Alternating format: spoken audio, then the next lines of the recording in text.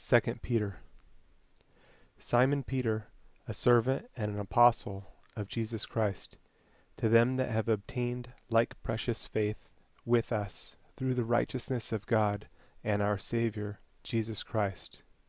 Grace and peace be multiplied unto you through the knowledge of God and of Jesus our Lord, according as his divine power has given unto us all things that pertain unto life and godliness, through the knowledge of him that has called us to glory and virtue, whereby are given unto us exceeding great and precious promises, that by these you might be partakers of the divine nature, having escaped the corruption that is in the world through lust.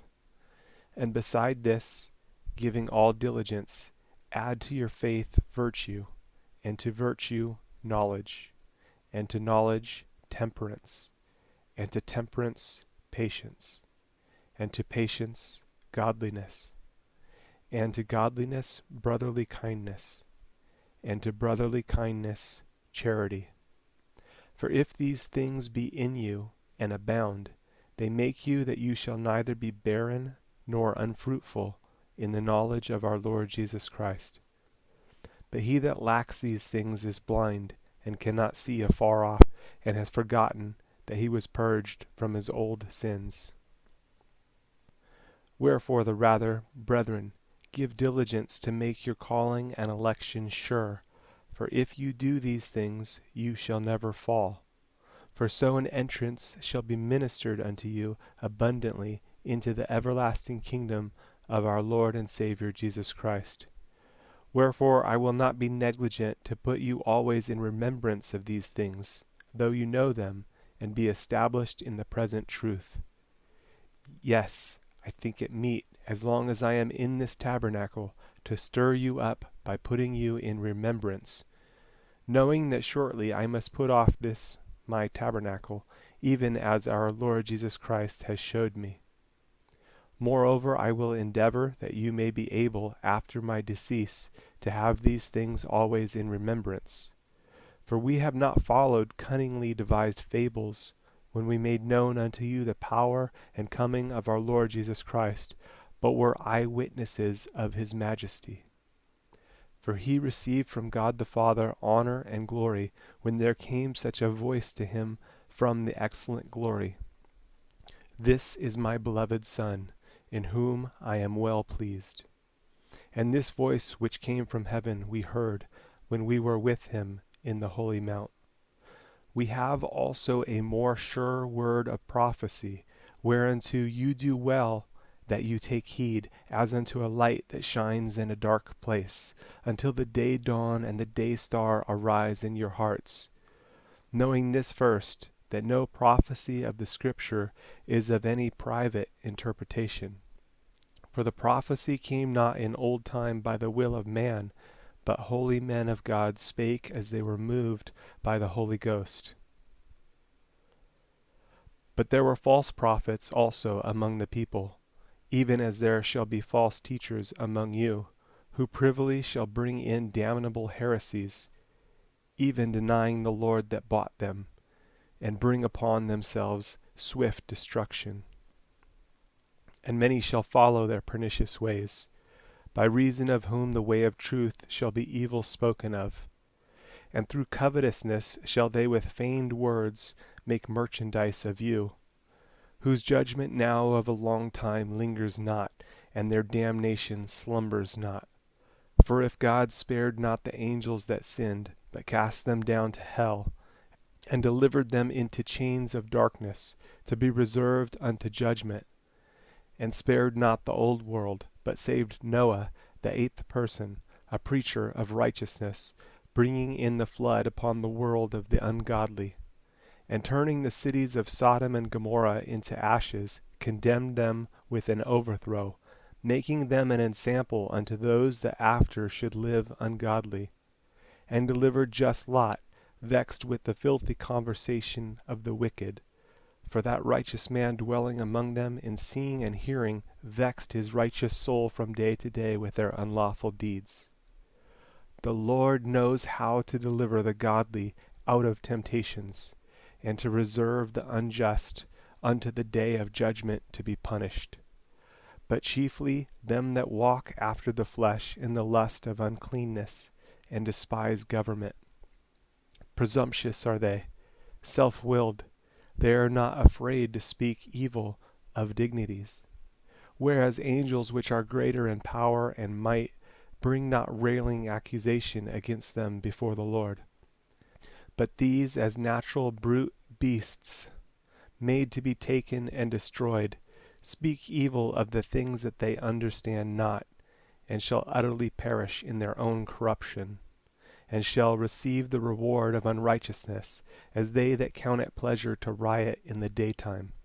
Spots they are, and blemishes, sporting themselves with their own deceivings while they feast with you, having eyes full of adultery, and that cannot cease from sin, beguiling unstable souls, an heart they have exercised with covetous practices, cursed children, which have forsaken the right way, and are gone astray, following the way of Balaam the son of Bosor, who loved the wages of unrighteousness, but was rebuked for his iniquity.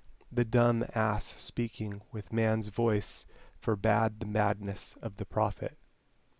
These are wells without water, clouds that are carried with a tempest, to whom the mist of darkness is reserved forever. For when they speak great swelling words of vanity, they allure through the lusts of the flesh, through much wantonness, those that were clean escaped from them who live in error.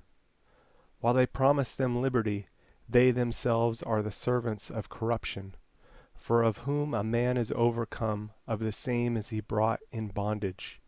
For if after they have escaped the pollutions of the world, through the knowledge of the Lord and Savior Jesus Christ, they are again entangled therein, and overcome, the latter end is worse with them than the beginning. For it had been better for them not to have known the way of righteousness, than after they have known it, to turn from the holy commandment delivered unto them.